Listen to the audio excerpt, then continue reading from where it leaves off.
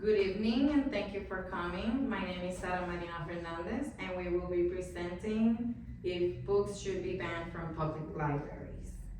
Why should the government have control over the books that the people have access to? For a country that values freedom of speech so much, it seems like a contradiction. Whether you're a parent, an educator, a child, or simply a reader, book bans affect the right to access diverse perspectives and information. We've researched multiple scholarly resources that examine the legal, educational, and psychological effects of book banning in public libraries. Books should not be banned in public libraries because censorship undermines intellectual freedom, harms educational development, and disproportionately targets marginalized voices. We'll be exploring book bans in intellectual freedom, examining their impact on education and mental health, and we'll look at the political and social consequences of this decision. Censorship in Ithaca in 2024, they published that in these spaces it undermines academic freedom and democratic exchange of ideas. It affects being an informed citizen and restricts the access to certain books that the public should explore with more complex and controversial topics. Censorship in libraries sets a dangerous precedent because a study found that bans often lead to higher circulation of them, higher interest, and suggesting that censorship backfires. With these books, they give voice to historically marginalized communities with stories about race, gender identity, sexual orientation, and they foster empathy and cultural awareness between the people in the country. Silencing these narratives perpetuates ignorance and social inequality. The representation in literature is vital not only for adults, but for youth mind, for youth identity development, because young readers benefit from seeing themselves in books represented, and it validates their experiences and builds self-esteem. Thank you. Now we will be listening from my classmate Leslie Darras. Hi everyone, I am Leslie. I will be presenting our second, third point, and our third point as well, and the conclusion. So for our second point, we're going to be discussing education. Books provide an array of information on current and past events that have occurred in our society. According to the University of Columbia, there has been a 38% increase in the number of books that have been banned since 2022. They are a source of information for historical events that have occurred. So this includes any wars, genocides, or discoveries that have been made. So this is how we know how the Civil War or the Cold War started and ended. This is how we know how the Native American genocide took place, and the discoveries that we have made regarding DNA or the invention of the light bulb.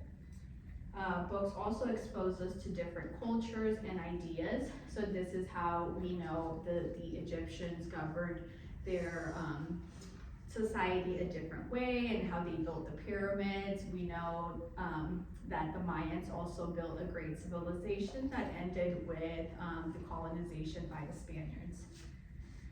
According to the University of Buffalo, book bans also hinder the development of critical thinking skills. It is through reading these books that we develop these skills. So whether you are reading any horror, nonfiction, fiction, any of these books, this is how we develop these skills, by critically thinking and using these in any future jobs that we need. Restricting book bans are also restrict the intellectual growth of a society. So a lot of countries under dictatorships or authoritarian governments often restrict access to books to control the population. An example of this would be North Korea. They are under a dictatorship, and their population does not have access to books the way that we do here in the United States. And this is because their government does not want them to have access to current events that are happening, or for them to get any ideas that would overthrow their governments, because books do allow people to form their own opinions and beliefs. This is also seen in the book Fahrenheit 451 by Ray Bradbury. It dwells into a society that bans books. And in this society, people focus more on televisions or the radio that the government provides. And the main character is tasked with burning these books, but at some point he does start questioning why we are banning these books and what these books contain that are dangerous to that government. So we can see in this book about why book restrictions are not a good idea. Our third point is going to look at disadvantages and advantages of book bans. Some books are inappropriate for children. These may include books about sexual education or teaching children about gender identity or sexuality. These are mature themes and controversial topics which may lead to conflict with some parents.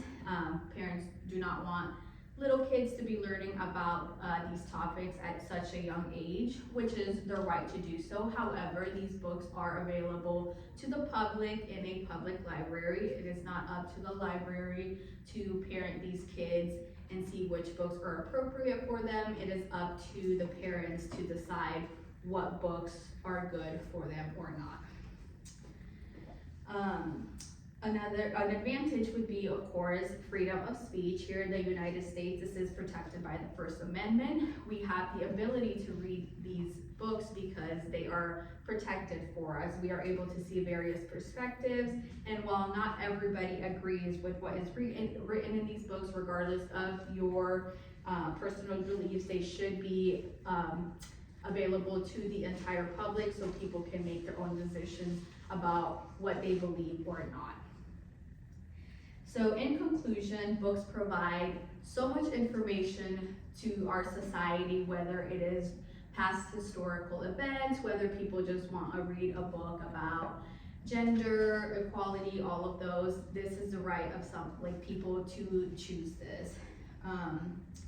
Restricting access can have dire consequences on a population because it can lead to an uneducated population, which is not something we want. If we have an idea of what happened back then historically, then we have a way to prevent it in the future. We do not want events such as the Holocaust or slavery to occur again. So it is important to educate the population about these in order to prevent that from occurring.